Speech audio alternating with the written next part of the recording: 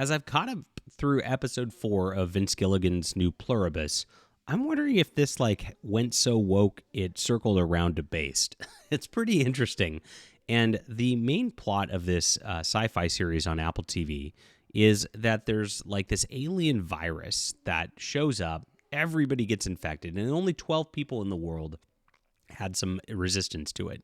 This virus caused everybody to become a hive mind where they all act in unison, hence the pluribus word. And they all are trying to just appease and make all the other 12 happy so they can spend some time to figure out why they're not a part of the hive mind and get them in there. Now, it's a really interesting thing as this hive mind is just adamant that everybody has to be a part of it. And there's talks about agency and free will and the like through the whole thing. Now, I'm mentioning that it was woke. Vince Gilligan originally wrote this character for a man, and he wanted Rhea Seahorn in it because she was, of course, the star, one of the stars of Better Call Saul. So he kind of brought that back. It's like bringing the team back together. And listening to their podcast, he's very, very into his team. That's why they shot most of this in New Mexico. They kept it all right there, just so he could bring back the same crew and everything into this, which is kind of nice. That's loyalty that you don't see a lot in Hollywood. It makes me very sympathetic towards this. They also changed this character to become a lesbian in the face of it, which is ugh. And that was dictated by Apple TV, because Apple TV, every single one of their shows, there's not a single one that doesn't have LGBTQ propaganda as a heavy piece in it. And this, having the main character as that, is definitely that. And the way that they, of course, present it, where it's just not as quite in your face as a lot of the stuff in years past, really shows that they're trying to normalize it in a way more than anything. And I was one of the only people to report on that on the entire internet.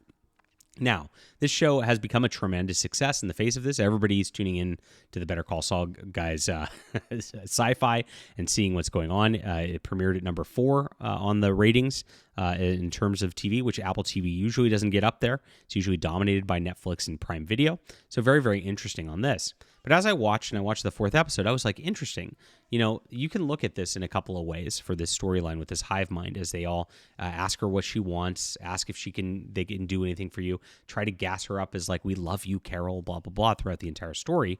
And I'm going to get into why I think it actually has a hard anti-communist message to it, which I don't know if it was intended, but it's definitely so into it. There's too many references that are pretty overt that it ends up being that way. So let's look at this in just a moment as we analyze this and analyze the themes in the writing, which is something I do because I am a sci-fi writer who analyzes themes, and I appreciate you guys being here. Hit the like and subscribe button as we talk about all things sci-fi in the culture. I'm a sci-fi writer, as I mentioned. This is my Valiant Frontiers, and I like to bring things back and do things a little differently. I don't like post-apocalyptic stuff or anything like that. I like space exploration, and I like when sci-fi was that. So I try to make real heroes. I do have a strong male lead, Captain Christopher Conley, leading the USS Valiant in this trilogy of novels, which is excellent. So check it out. Support our channel. It's in the description below. There's only 12 days left. I don't want you to miss out on this. 11 days left now. And it's really wonderful stuff, and I appreciate you guys supporting independent fiction. So check it out. All right. So this is where it's at. And as I said, there's a lot of stuff in this. It's you look at it, and it's almost as I saw somebody describing the show as communist Disneyland. And that's what got me thinking about this. And I'm yeah, this is definitely something where it looks a lot like a communist Disneyland on the surface. Everybody's together. Everybody's one. It's John Lennon's Imagine personified. But there's a big hidden cost to it. If you look at it, they put on a happy face. But you see the glaring contradictions. And Carol, the character, points out the glaring contradictions in the entire thing. They're we don't kill any living creature. We love everything. Everything's good. Well, it's okay. So how many humans died to make this all happen? A few. And it's they don't want to answer the questions there. When it comes out to what happened, it ends up that the human population was literally decimated, which is interesting that people don't use the term decimated correctly, but it means a tenth of the population gets nuked, basically. And that's exactly what happened. A tenth of the population of Earth dies through this because of their implementation of the communism that they have to do. right? And they keep saying it's a biological imperative. It's their identity, this communism, right? And I'm like, wow, this is the radical left. This is exactly what they want to implement. They want to force us into this where you're going to be happy. You'll get everything you want. Everything will be good now. There will be no more materialism. You will become a pod person. You will live in the pod. You will eat the bugs, and you'll love it, right? And that's exactly what they do, right? So you look at this and you go, wow, this is interesting on this level. Now, other outlets are reporting on this as a criticism of AI and generative AI, because if you look at AI and you go into there and you go, hey, AI, I want to make a business plan on how to start a comic book store. And they'll be like, that's a great idea. Start a comic book store in 2025 when, like, obviously the comic industry is going out of business. Like it's like, but it gasses you up, right? And then it starts giving you these plans to do things like this. And it just tells you what you want to hear to make you happy, right? And this is exactly what's happening through this. And it's really funny. Like there's a point where she makes a sarcastic remark, bring me a freaking hand grenade or whatever.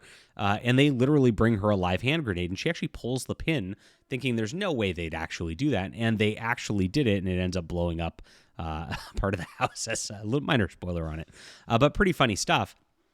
And it's like, wow, because the happiness they have is really shallow and stupid, and actually, can be very, very dangerous.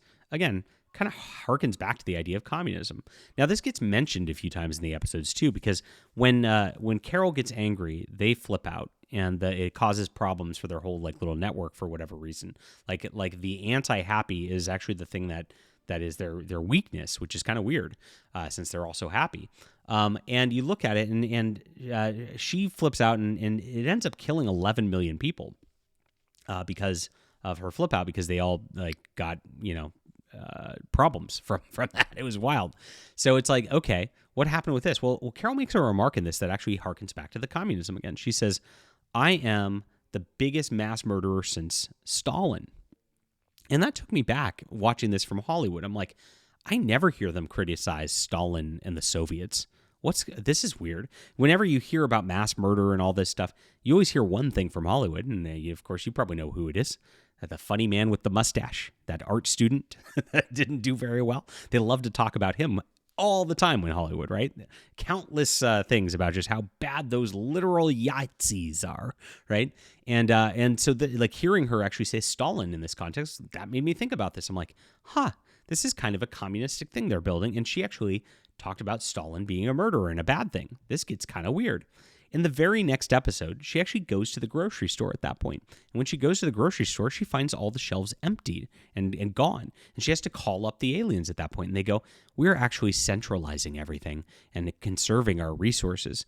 They turn off all the lights. There's rolling blackouts going on because they're conserving the power resources. And I'm like, wow, this sounds a lot like Soviet Russia with their losing power, with their empty shelves and the food lines and the like. It's very, very interesting how this ends up being the case. And at the end of the day, it's all about demanding that she give up her agency, give up her free will, so that she can be a part of this, quote, better state, which the better state doesn't tell what its objective is, doesn't tell what they're going to do. And it's, again, you look at it and you go, that's pretty communist in the way that it acts, right? So I don't know if they meant this. What I actually think they meant out of this was, again, a talk about generative AI. And I think that they meant to warn about that and everybody getting lured into complacency and not working and not doing anything. And that this is a big message of you won't feel fulfilled. Even if you have everything that you want, you won't have that sense of fulfillment because you're not doing anything yourself. And that's kind of an interesting topic by itself. But the communist message seems to be there. And like I said, it's just a little too overt because they've actually kind of mentioned it, and they've actually shown some things that end up being that way, where it gets to the point where it's like, is somebody in the writer's room putting in these based lines and just sneaking this in here? Or is this intentional all the way through? I don't know. Love to talk to Vince Gilligan and ask him, but for some reason, I don't think I'm going to be getting an interview with anybody and all that. The media doesn't really like to give me access on this type of stuff. Very sad. But it's interesting stuff, and that's where we're at right now with this, and I'll be continuing to cover this because this is the hottest sci-fi property right now that's going on, and we'll see how this goes as the story unfolds. Now, it is going very, very slowly. The character has not done a lot There's kind of an anti-feminist message to it too, which I haven't gotten into in this video. But the anti-feminist, like this woman, like it gets really hysterical, and even though she wants to fight them, like she has no concept of how to do so, and she has emotional breakdowns regularly. You know, it's kind of the way real women are. In a lot of ways, they're not just like born fighters that are going to go out there and like, you know, grab the machine gun and be Buffy the Vampire Slayer all of a sudden. That's a trope that's been really tired in recent fiction, and I actually really like the way that they do that and the way that they handle this here. It's not devoid of its wokeism. Of course, there's lots of like diversity stuff. Every character has like is really not a white male ever, and of course they litter that lesbianism into this throughout the whole way. So I wouldn't view this as something that's super friendly.